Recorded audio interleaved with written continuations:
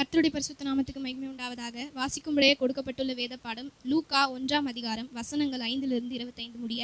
லூக்கா 1ஆம் அதிகாரம் வசனங்கள் 5 25 முடிய. யூதேயா தேசத்தின் ராஜாவாகிய ஏரோதின் நாட்களில் அபியா என்னும் ஆசாரிய வகுப்பில் சகரியா என்னும் பேர் கொண்ட ஆசாரியன் ஒருவன் இருந்தான். அவன் மனைவி ஆரோனுடைய குமாரத்திகளில் ஒருத்தி. அவள் பேர் எலிசபெத்.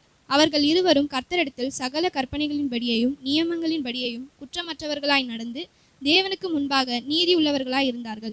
எலிசபெத் மலடியாய் இருந்தபடினால் அவர்களுக்கு பிள்ளை இல்லாதிருந்தது. இருவரும் வயது சென்றவர்களாயும் இருந்தார்கள். அப்படி இருக்க அவன் தன் ஆசாரிய வகுப்பின் முறையின்படி தேவ சந்நிதியிலே ஆசாரிய ஊழியம் செய்து வருகிற காலத்தில் ஆசாரிய ஊழியம் முறையின்படி அவன் தேவாலயத்துக்குள் பிரவேசித்து தூபம் காட்டுகிறதற்கு சீட்டை பெற்றான்.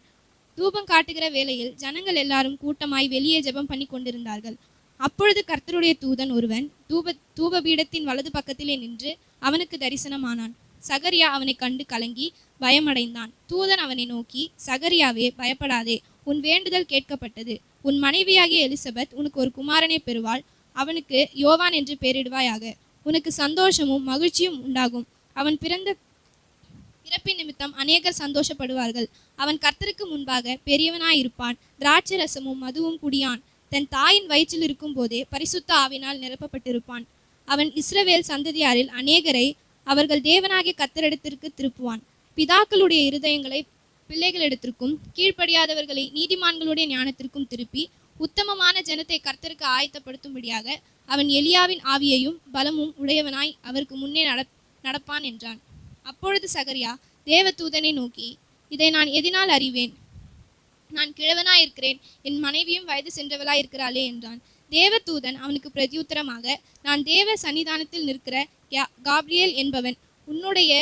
உன்னுடனே பேசவும் உனக்கு இந்த நற்செய்தியை அறிவிக்கவும் அனுப்பப்பட்டு வந்தேன். இதோ, தகுந்த காலத்திலே நிறைவேறப் போகிற என் வார்த்தைகளை நீ விசுவாசியாதபடினால் இவைகள் சம்பவிக்கும் நாள் மட்டும் நீ பேசக்கூடாமல் ஊமையாய் இருப்பாய் என்றான். ஜனங்கள் சகரியாவுக்கு காத்திருந்து அவன் தேவாலயத்தில் தாமதித்ததினால் ஆச்சரியப்பட்டார்கள். அவன் வெளியே வந்தபோது அவர்களிடத்தில் பேசக்கூடாமல் இருந்தான்.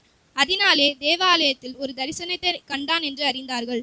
அவனும் அவர்களுக்கு செய்கை காட்டி ஊமையாய் இருந்தான். அவனுடைய ஊழியத்தின் நாட்கள் நிறைவேறின உடனே தன் வீட்டுக்கு போனான். அந்நாட்களுக்கு பின்பு அவன் மனைவியாகி எலிசபெத் கர்ப்பவதியாகி ஜனங்களுக்குள்ளே எனக்கு உண்டாயிருந்த நிந்தையை நீக்கும்படியாக கர்த்தர் இந்த நாட்களில் என்மேல் கடாட்சம் வைத்து எனக்கு இப்படி செய்தருளினார் என்று சொல்லி 5 மாதம் வெளிப்படாதிருந்தாள். ஆம்.